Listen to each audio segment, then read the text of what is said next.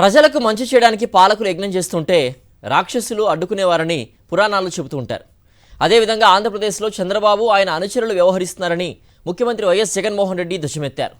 గతంలో ముఖ్యమంత్రిగా ఉన్న చంద్రబాబు ఒక్క పేదవాడికి కూడా సెంటు స్థలం ఇవ్వలేదని గుర్తు చేశారు. తన ప్రభుత్వం ఇళ్ల స్థలాలు ఇస్తుంటే వాటిని అడ్డుకోవడానికి చంద్రబాబు మనుషులు అనేక చర్యలు చేపడుతున్నారని చెప్పారు.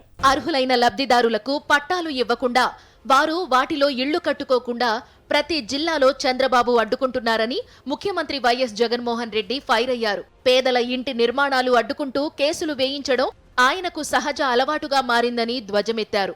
చంద్రబాబు ఆయన మనుషులు ఒకటి కాదు, రెండు కాదు, ఏకంగా 1191 కేసులు వేశారని అన్నారు. మంచి కోసం యజ్ఞం జరుగుతూ ఉంటే రాక్షసులు అడ్డుకునేవారు అని చెప్పి గతంలో పురాణాలు చదివేటప్పుడు మనం అంతా కూడా విన్నాం. అలాగే మన పేదలకు 2014 నుంచి 2019 వరకు గతంలో ఉన్న చంద్రబాబు నాయుడు గారు ముఖ్యమంత్రిగా ఉన్న గతంలో ఈయన ముఖ్యమంత్రిగా ఉన్నప్పుడు, సీఎంగా ఉన్నప్పుడు ఒక్క పేదవాడికి కనీసం 1 సెంటు స్థలం ఇచ్చిన పాపాన పోలేదు.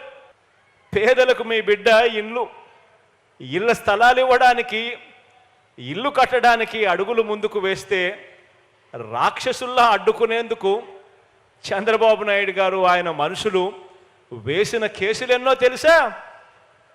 1 కాదు, 2 కాదు, ఏకంగా 1191 కేసులు వేశారు ఈ దుర్మార్గులు. 2014 ఎన్నికల్లో చంద్రబాబు 650 వాగ్దానాలు ఇచ్చి మేనిఫెస్టో తయారు చేయించారు. అది చూపి ఓట్లు అడిగి గెలిచిన తరువాత వాటిలో 10% కూడా అమలు చేయలేదని గుర్తు చేశారు. అలాంటి చంద్రబాబు ఎన్నికల వేళ ఇప్పుడు మరలా అబద్ధాలు చెప్పడానికి సిద్ధమయ్యారని, ప్రజలు జాగ్రత్తగా ఉండాలని ముఖ్యమంత్రి వైఎస్ జగన్ విజ్ఞప్తి చేశారు. ఏకంగా 650 వాగ్దానాలు తానిచ్చి 10% కూడా అమలు చేయకపోయినా ప్రజలు తనను ఎట్టి పరిస్థితిలోనూ కూడా నమ్మటం లేదు అని చెప్పి ఈ పెద్ద మనిషికి తెలిసిన బాబు నిస్సిగ్గుగా మళ్ళీ ఎన్నికలు వచ్చేసరికి మళ్ళీ కొత్త మేనిఫెస్టో తీసుకొని వచ్చి ప్రతి ఇంటికి కేజీ బంగారం ఇస్తానని, ప్రతి ఇంటికి బెంజ్ కారు కొనిస్తాను అని మళ్ళీ ఇదే పెద్ద మనిషి నిస్సిగ్గుగా మేనిఫెస్టోతో మోసం చేస్తా ఉన్నాడు అనంటే, మోసం చేయగలుగుతా ఉన్నాడు అనంటే ఇంతకన్నా దారుణం ఎక్కడైనా ఉంటుందా అని ఆలోచన చేయమని అడుగుతా ఉన్నా.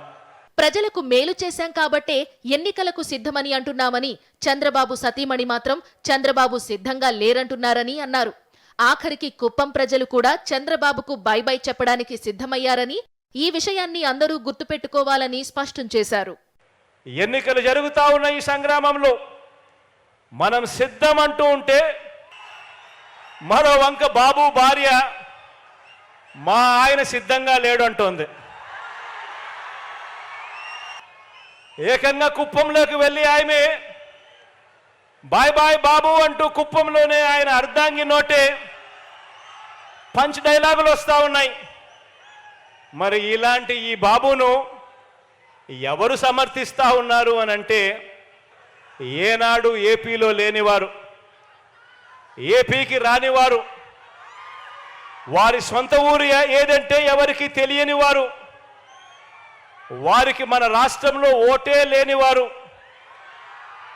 ఇక్కడ మన రాష్ట్రంలో దోచుకోవడం, దోచుకున్నది పంచుకోవడం, దీనికి అలవాటు పడిన వారు మాత్రమే, అలాంటి నాన్ రెసిడెంట్ ఆంధ్రాస్ మాత్రమే చంద్రబాబు నాయుడిని సమర్థిస్తారు.